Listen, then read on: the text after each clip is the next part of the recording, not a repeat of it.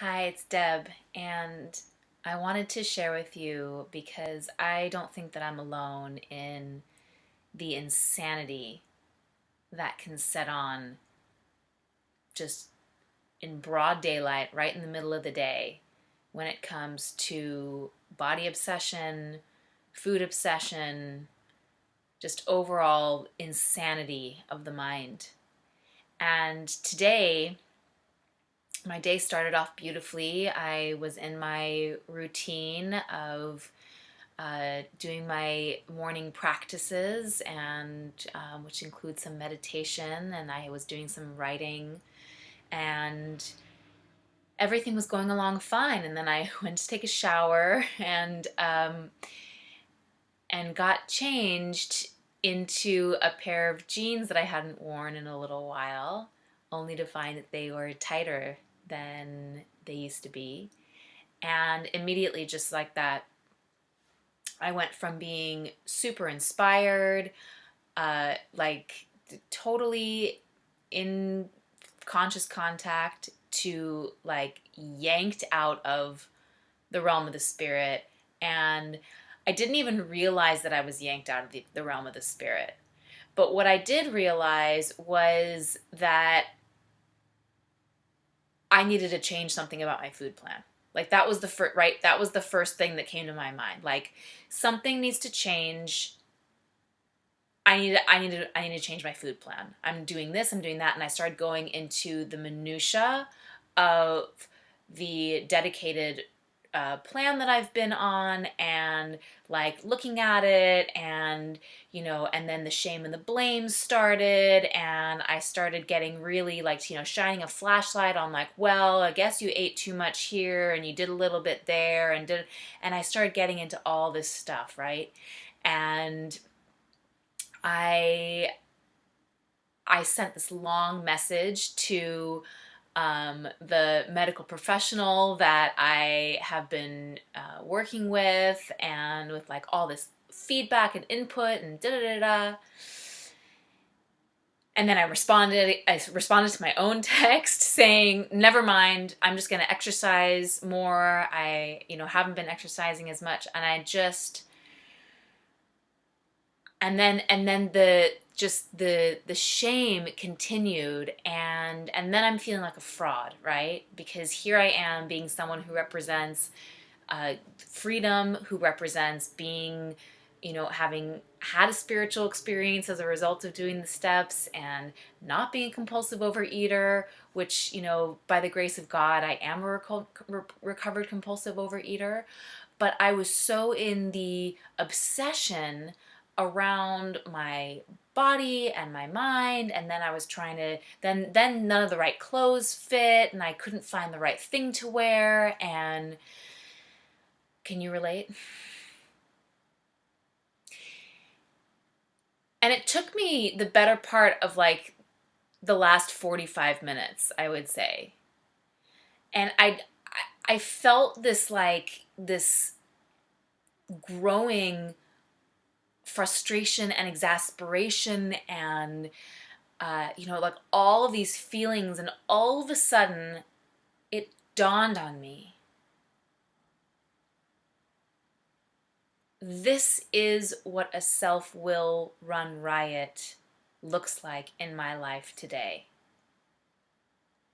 A self-will run riot to me before I got into recovery would have looked really, really different. I would have been acting out in all kinds of ways. I would have gone to substances, and I would have I would have acted out in a lot of ways. But today I have to get really honest about what a self-will run riot looks like to me. And I was so much in the trying to think this through, and trying to use all of my spiritual tools, but self-willing those spiritual tools. So like, you know, I was just trying, I was trying too hard. That's the bottom line. I was trying too hard, and it was only in that moment that I caught myself trying too hard. And I just stood there and felt the humility of realizing that I don't have the answers. I don't know what I'm doing. I'm trying. It's really sweet. But there was no God in everything that I was doing.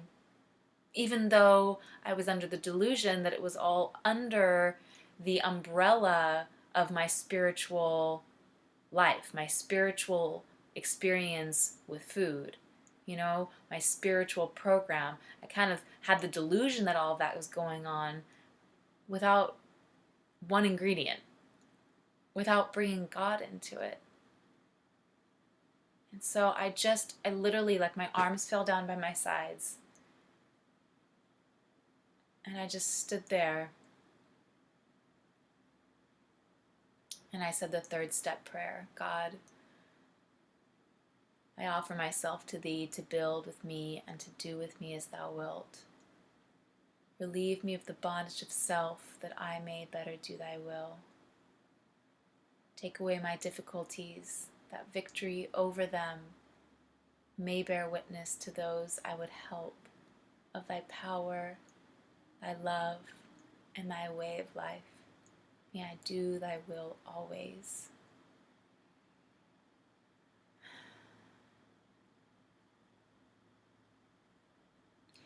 Today, sharing my experience, strength, and hope is about sharing what's real, is about sharing how I navigate through the insanity when it appears, and about how I get honest.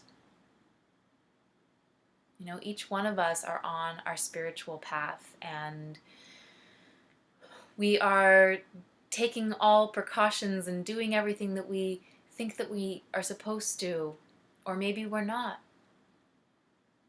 And, I'm not here to beat myself up for where I am today. I'm just here to grow in understanding and effectiveness. And I think that that's what each of us is here to do. And so if you find yourself in your obsession of the mind, or just in the actual actions of acting out around food and your body,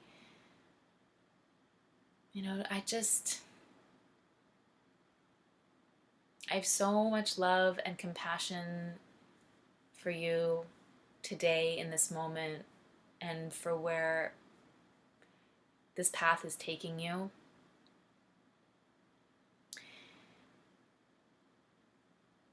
And I believe that we get to taste a new freedom and a new happiness every time we stop trying so hard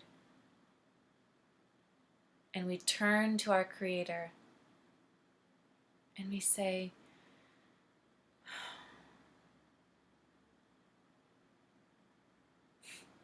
take it, take me. Who will you have me be? I don't have the answer. I don't know what comes next. Show me.